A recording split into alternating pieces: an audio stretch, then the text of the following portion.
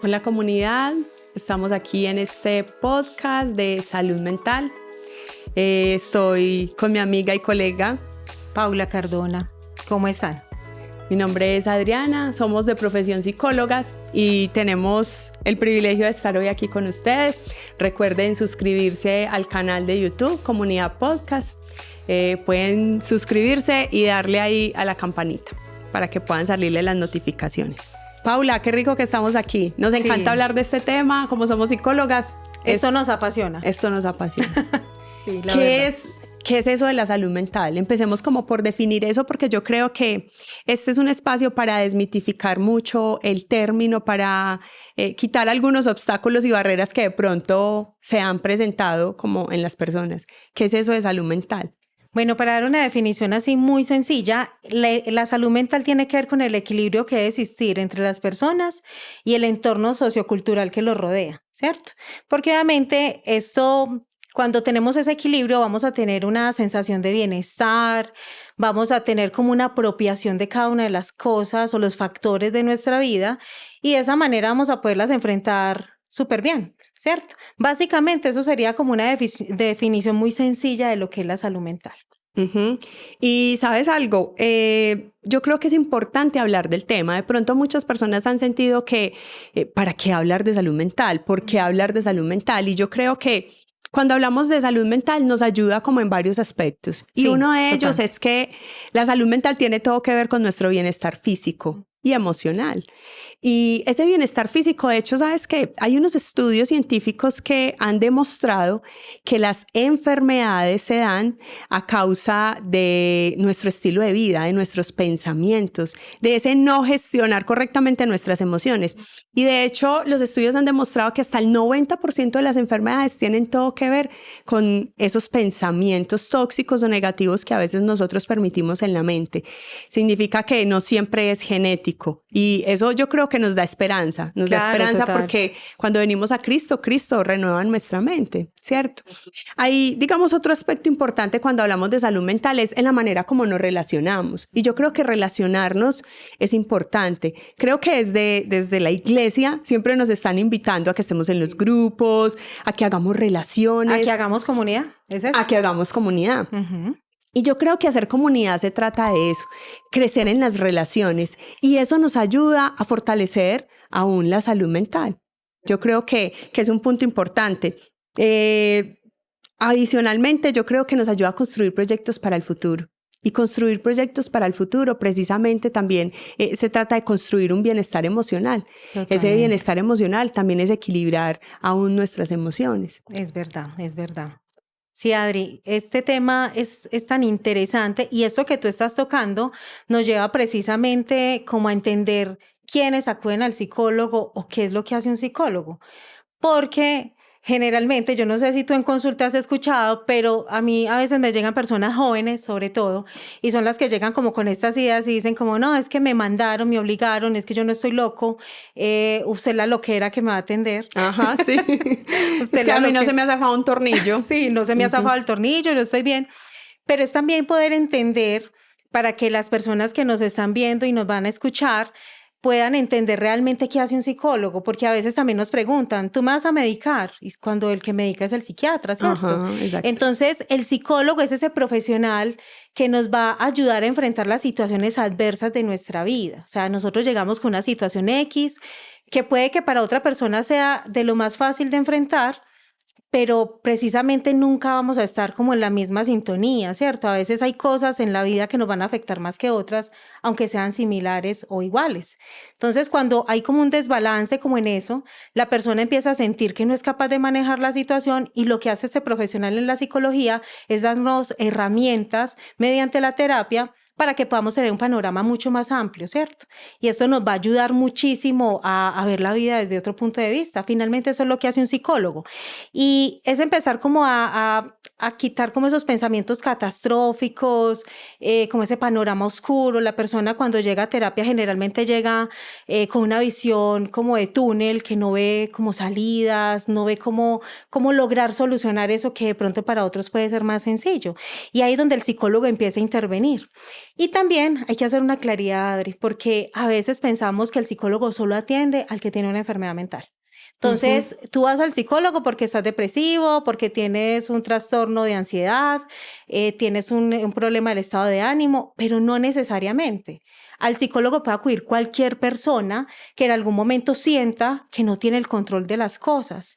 Y es muy importante que no normalicemos, Adri, el hecho de que me sienta mal, porque estamos en un contexto en estos momentos, en una sociedad donde la gente se está como acostumbrando a vivir mal, la gente se está acostumbrando a sentirse mal, y pues Dios no nos creó de esa manera. Dios nos creó para que estemos en gozo, para que tengamos una vida plena, para que veamos el futuro con esperanza, y la gente se ha acostumbrado a vivir mal, la gente se ha acostumbrado a estar todo el tiempo sintiéndose súper mal, y hay muchas personas que afortunadamente, que son las que llegan a consulta, son muy conscientes de esta realidad, entonces dicen, no, yo necesito ayuda. Yo voy a ir al psicólogo, yo voy a ir a terapia, voy a invertir en mí, pero hay otras que no lo logran, Adri, desafortunadamente. Y cuando hablo de que no lo logran es porque son esas personitas que a veces atentan contra su vida. Que quiero retomar con esto último que dices, me impacta muchísimo, porque justamente estamos celebrando el mes de la prevención del suicidio. Y creo que vamos a ampliar un poquito acerca de esto, pero creo que es un tema supremamente preocupante. Vamos a ver ahorita algunas estadísticas como el tema, pero quiero hacer una definición acerca del suicidio, porque tú estabas hablando, listo, voy donde el psicólogo, algunas personas levantaron la mano y dijeron ayuda, lo lograron, pero otras personas no lo alcanzaron y atentaron contra su vida, ¿verdad? Y eso es triste. Pero mira lo que la Organización Mundial de la Salud define. Es una definición simple acerca del suicidio y dice, es el acto deliberado de quitarse la vida. El método que se utiliza varía, ¿cierto? Ha variado y hay estadísticas que nos muestran cuáles son los métodos, cuáles son los países, cuáles son los sectores, ¿cierto? Las causas, todo. Hay, digamos, unas estadísticas que nos muestran acerca de eso y vamos a conocerlas, pero yo creo que también es entender quién se suicida, quién toma una decisión como esas. Y tú hablabas ahorita como la persona que llega al psicólogo no siempre llega porque tiene un trastorno, tiene una enfermedad mental, no es porque es una persona que esté médicamente mal, sino que también es una persona que pudo ser impulsiva, un acto impulsivo, fue un solo momento. Así es. Una persona que no pudo controlar su emoción, una persona que tiene una crisis económica, una persona que la dejó su pareja, que está viviendo una situación de maltrato familiar, físico, emocional. Creo que hay tantas causas, o sea, es multifactorial. Aquí vamos a encontrar muchas causas de por qué una persona llegaría al punto de quitarse la vida. Pero queremos desmitificar eso y es el hecho de que no siempre va a suceder porque tenga un trastorno. Finalmente puede ser un acto impulsivo, puede ser que de repente lo hizo y no dejó una carta porque también hay mitos en relación a eso, dejan las cartas, está bien y digamos que es un tema doloroso. Pero necesitamos entenderlo, necesitamos sentarnos y escuchar acerca de esto y necesitamos intervenir sobre la manera como realmente nosotros como profesionales estamos interviniendo, pero también como familiares, cómo estamos viendo lo que le está pasando a nuestros amigos, a nuestros familiares, cómo está el entorno. Así es. Me gustaría que viéramos un poco las estadísticas de la Organización Mundial de la Salud. Creo que tienes unas estadísticas que me compartiste aún de la ciudad de Medellín. Sí, Adri, o sea, la idea es que voy a leer estas estadísticas porque finalmente cuando las buscaba para mi mente eso era casi como inconcebible. Yo dije, Dios mío, somos profesionales en el área de la salud mental específicamente, pero a veces no somos conscientes de esta gran realidad. Es una realidad que a veces abruma y pues la Organización Mundial de la Salud dice que aproximadamente 700,000 personas se suicidan al año. Entonces, imagínense, esto es algo súper grande. Y esto ya como desglosándolo un poquito más, dice que cada 40 segundos se suicida una persona, aproximadamente. Entonces, esto correspondería casi al 77% de los suicidios mundiales que están ocurriendo, según la Organización Mundial de la Salud, en países de condiciones socioeconómicas bajas a medias. O sea, eso es lo que habla la Organización Mundial de la Salud. Perdona ahí, Paula, con eso que estás diciendo, porque también yo creería que hay un mito en relación a eso. A eso. Creemos que siempre están ocurriendo en el estrato bajo o medio, pero creemos que en los estratos un poco más altos no sucede. Y escuchaba en estos días un podcast también como acerca del suicidio y hablaba que muchas veces ese tipo de personas lo que hacen es que lo esconden y lo registran ante la seccional de salud, ante el hospital, y lo registran como un hecho, simplemente como un accidente. Que yo también lo he escuchado, que muchas veces por evitar, porque para la familia del suicida esto se vuelve casi que un acto bochornoso, porque es como, pero ¿cómo así que usted se va a quitar la vida? O sea, como que usted, ¿por qué no se hace esto?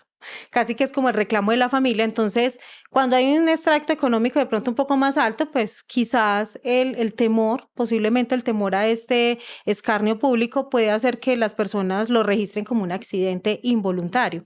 Entonces, siguiendo acá con las estadísticas, Adri, también llama mucho la atención que desde el 2020, que tuvimos esa crisis con esa pandemia mundial que nadie nos la esperábamos, se incrementaron muchísimo los suicidios. O sea, siempre ha existido el suicidio, pero desde el 2020, en vista de que tuvimos un confinamiento tan largo, las personas vimos morir personas por cantidades, esto lo que hizo fue incrementar esas tasas. Entonces, desde el 2020 para acá venimos viviendo una situación que se ha salido casi que de las manos para todos los países, esto es a nivel global. Y en Colombia específicamente, estaba buscando yo un boletín de medicina legal que ellos lo sacan de enero a julio de este año y dicen que el suicidio ha incrementado en un 15.73%, con comparación al 2022. Esto quiere decir que estamos súper elevados y pasamos el año pasado de tener 1.564 casos de suicidio a tener en este año, a esa fecha que les acabo de mencionar, de 1.810 suicidios. Eso es algo demasiado grande y la idea es que también tengamos muy en cuenta que el Civigila, que estuve también consultando esos registros, que es el Sistema Nacional de Vigilancia en Salud Pública, dice que hay 30.021 casos de intento de suicidio. O sea, estábamos hablando antes de los que se consumaron, pero hay 30.021 casos que no lo lograron hacer, lo intentaron. Wow, 30.000, eso es mucho. Eso es demasiado, o sea, son muchas personas. Y esto quiere decir de que al 8 de septiembre, este es como el registro, esos 30.021 casos. Y en el primer semestre, ya hablando más como de la ciudad de Medellín, se suicidaron 55 personas. Pero, ojo con esto, 645 lo intentaron. Entonces, mire que siempre va a haber como una tasa mucho más elevada del que lo intenta al que lo consuma. Y esto nos está hablando de algo muy importante que tiene que ver con la salud mental precisamente, Adri, y es que las personas están pidiendo a gritos ayuda.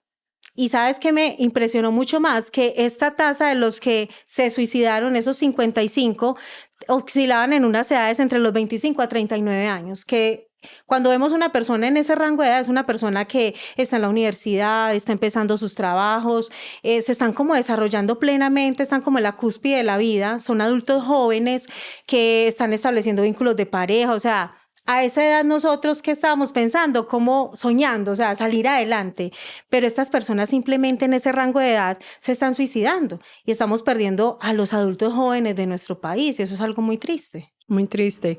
Quiero retomar eso que estás hablando como con los intentos, porque aquí hay una diferencia entre lo que es una idea suicida y el intento, ¿cierto?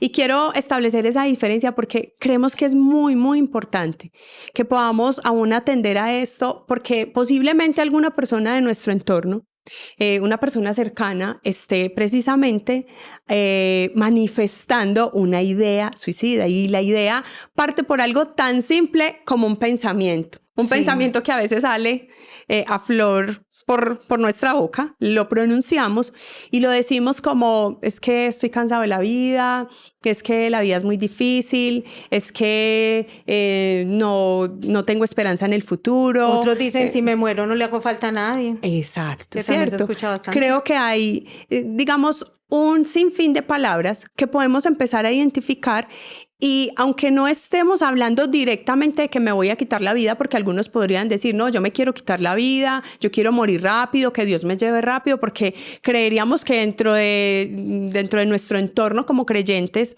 no sucede, pero realmente también puede suceder. Eso le puede suceder a cualquier persona, le puede suceder a cualquier miembro de la iglesia.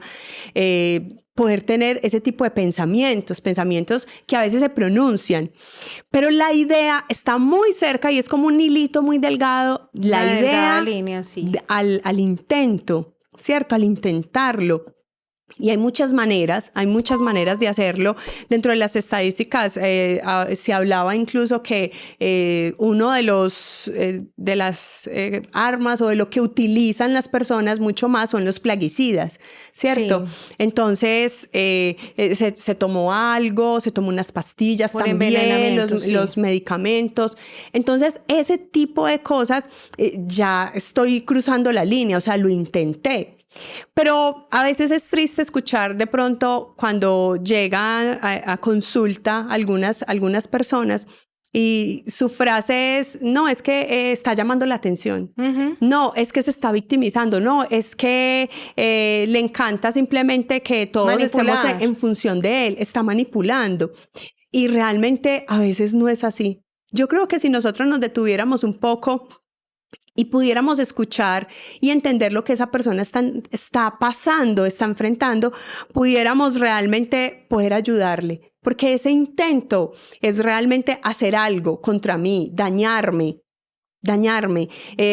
Ahorita hay jóvenes o personas que intentan cortarse. Eso ya tiene pues también como otras connotaciones ahorita pues que no vamos a nombrar, pero empiezan a hacerse daño poco a poco porque realmente sienten que su vida ya no tiene sentido.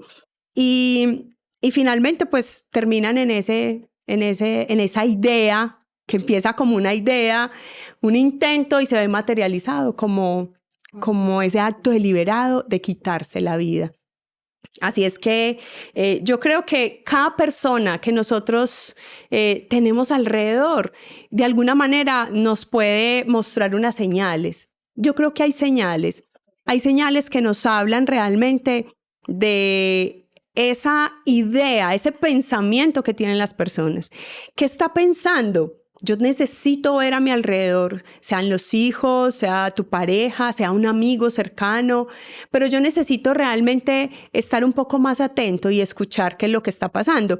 Y quiero compartirte como algunos señales de alarma, algunas señales de alarma que nos van a permitir empezar a ver y que todos puedan como empezar y tomar nota allí y decir, listo, yo voy a estar atento a mi familia porque estoy viendo que algo está pasando, porque ya empecé a notar que tiene algunas palabras, que tiene algunas frases y empezamos por ahí. La manifestación de esos pensamientos. ¿Qué frases, qué palabras estás escuchando de manera continua? En algún miembro de tu familia, en algún miembro o amigo cercano, una persona cercana, alguien de tu trabajo puede ser, que constantemente está simplemente diciendo, no, es que me quiero morir. Sí. Es que la vida es tan aburridora, es que yo no puedo vivir sin él, es que yo no puedo vivir sin ella, es que si no yo me muero, ¿cierto? Si perdí un ser querido, bueno, por una muchas cosas. Exacto. Otra de las señales yo creería que está esas alteraciones emocionales que se vuelven un poco más graves. Las emociones no son malas. Yo creo que las emociones Dios las creó y de hecho la ciencia también lo ha demostrado que las emociones son una señal de advertencia en nuestro cuerpo. Las emociones nos están hablando y nos están diciendo, algo está pasando en tu mente. Es como si levantaran la mano y dijeran, algo te está pasando. La emoción negativa, que normalmente las emociones negativas las vemos como malas, como dañinas. Displacenteras. Ajá. Eso es lo que pasa con esas emociones. Eso es lo que pasa. No nos gusta sentirlas. No nos gusta sentirlas, pero sentirlas y sentarme con ellas y reconocer qué le pasa a mis emociones es una señal donde yo puedo decir, algo está pasando por mi mente. Algo yo estoy ahí cavilando y yo le digo siempre a mis pacientes, es como la ruedita del hámster que se queda atrapado. ¿Hacia dónde va el hámster? No tiene meta. A ninguna parte. Da vueltas. Da vueltas, ¿cierto que sí?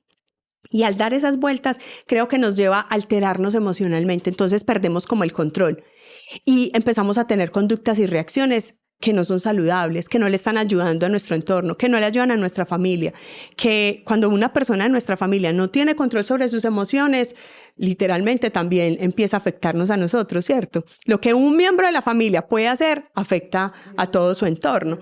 Entonces creo que es importante empezar a identificar cómo está gestionando, controlando sus emociones. Si con frecuencia se enoja, pero su enojo está creciendo más, de pronto se empiezan a tornar agresivos, empiezan a agredirse o autoagredirse o agredir a otros. Sí. Y no solamente físicamente, sino que yo creo que también las palabras son realmente significativas allí. Hay algo también y es que muchas personas tienden a aislarse. Es como si perdieran la comunicación. No quieren hablar, no quieren expresar. Y cuando hablamos de estos intentos de suicidio, y ahorita tú me compartías algo antes como de iniciar el podcast, y es que muchas personas que tienen un intento de suicidio no van a consulta. Para nada. Yo realmente sí he tenido 2 pacientes en los últimos 2 años, creo que ha sido mucho, y es precisamente por eso. Porque, digamos, a veces sentimos que podemos resolverlo solos y creo que no podemos resolverlo solos. O se naturaliza ese estado, porque a veces la gente se acostumbra tanto a vivir así todo el tiempo, como dando vueltas y vueltas, como decía Adri ahorita, y esa se vuelve su cotidianidad, o sea, se vuelve su realidad y la aceptan de una manera muy resignada. Yo le digo así porque es como que me acostumbré a vivir mal. Así es. Y yo creo que también una de las cosas que pudiéramos como traer aquí en este tema es qué señales de alarma tienen de pronto esas personas que están alrededor, porque yo creo que una de las principales causas es que no hay un entorno protector. Y el entorno protector se refiere a esas personas cercanas. Familiares, amigos. Eso, con las que estoy hablando, con las que me estoy expresando, me estoy desahogando, estoy diciendo lo que siento. Creo que a veces hay que ser sabios en el tipo de personas que estoy escogiendo de acuerdo como al tipo de situaciones que estoy enfrentando. Sí, claro. Por eso hay temas que realmente yo creo que Dios permite que nos visiten a las psicólogas, ¿cierto? Yo creo que Dios lo permite que sea un espacio, ¿cierto? Claro que sí. Digamos, de intervención profesional. La iglesia nos ha facilitado espacios de liderazgo, consejería, personas cercanas, que si bien nos ayudan desde un área espiritual, creo que también nos pueden orientar a buscar esa ayuda profesional. Y yo creo que una de las principales razones o de las situaciones que enfrentan las personas alrededor es que las familias no quieren ver. No quieren ver, y yo creo que eso es una señal que a veces tenemos miedo de reconocer que hay un miembro de mi familia o que hay alguien cercano que está padeciendo por algo, y eso da miedo, eso da terror. Claro. Nos enojamos y sentimos de pronto que no podemos ayudarle, pero yo creo que parte de no poder ayudarle tiene que ver con el desconocimiento. Total. Porque no tengo información. No hay herramientas, nadie nos ha hablado de esto, o sea, es un tema.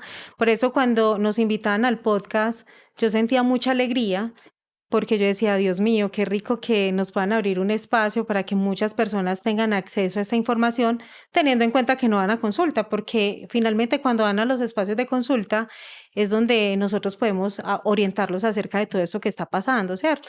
Y algo bien importante acá es que para esas personas que nos están viendo y nos van a escuchar, es que podamos tener muy claro que sin ustedes ser profesionales en el área de la salud mental, ustedes también pueden tener algunas estrategias o identificar algunos signos que les lleven a darse cuenta de que esa persona quizás está ahí como dando unas señales que puedan dar cuenta de que quiere intentar suicidarse, atentar contra su vida. Entonces, lo primero acá es que las personas no debemos de asumir que, es que es mi prima y mi prima siempre me mantiene así aburrida y no, ya es la aburrida de la casa. Ella es muy aburrida, no le gusta salir. No asumamos o no demos por sentado que ese es el estado natural de esa persona. Esa persona, aunque no sea abierta y no nos diga como venga, es que me estoy sintiendo súper mal, porque a veces también el problema es que las personas ni siquiera reconocen sus emociones, lo que tú decías ahorita. No nos sentamos con nuestras emociones a decirme, pero ¿por qué reacciono así? ¿Por qué me estoy sintiendo así? Entonces, a veces lo normalizamos y por eso es que pasamos por alto esos estados emocionales. Entonces, la idea es que estemos muy atentos a esas señales, a esos estados emocionales, que porque de repente la persona bajó como su estado anímico y, ay, no, es que ya lleva como 3 meses así aburrida, aislada, como aperezada, porque también confunden a veces la tristeza con pereza, no quiere hacer nada.